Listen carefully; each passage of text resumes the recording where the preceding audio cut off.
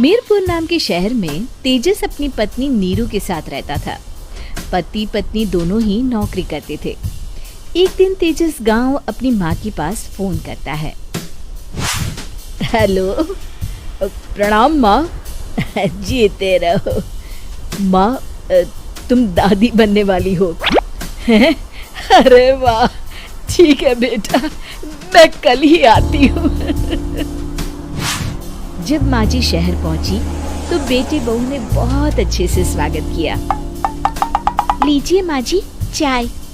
अरे गर्मा गर्म पकोड़े ले आओ माँ के लिए।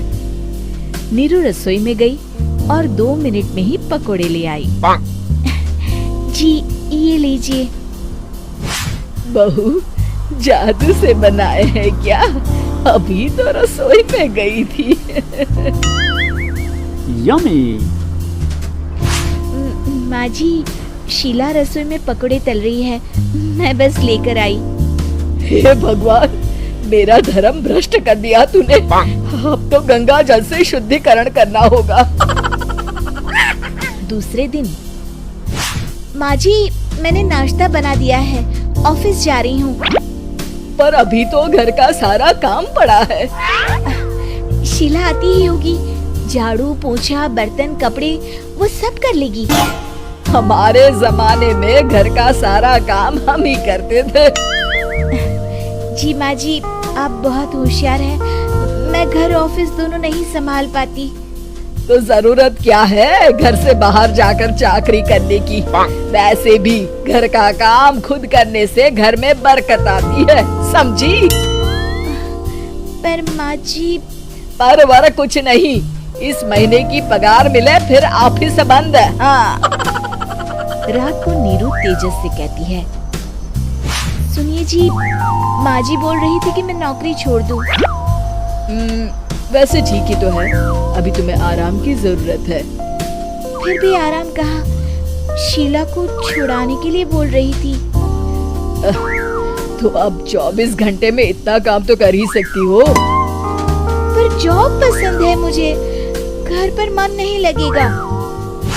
अगले दिन जब दोनों ऑफिस के लिए निकल रहे थे, मेरी तो कोई कीमत ही नहीं है इस घर में।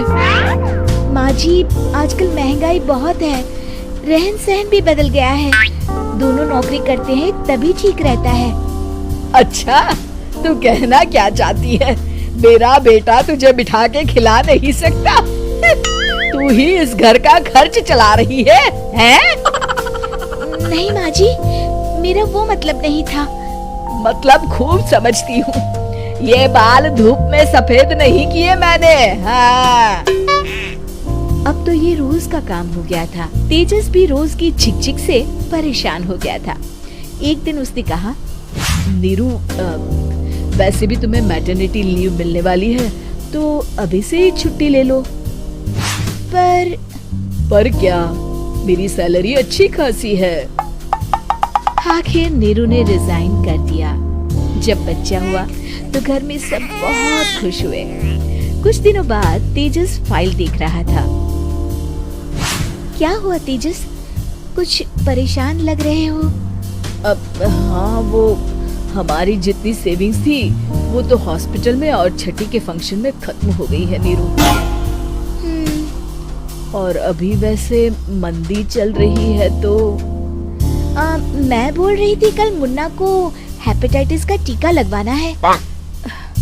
नीरू, क्या पोस्टपोन नहीं कर सकते? नहीं जी, बिल्कुल नहीं। अब तेजस को समझ में आ रहा था कि उससे गलती हुई है।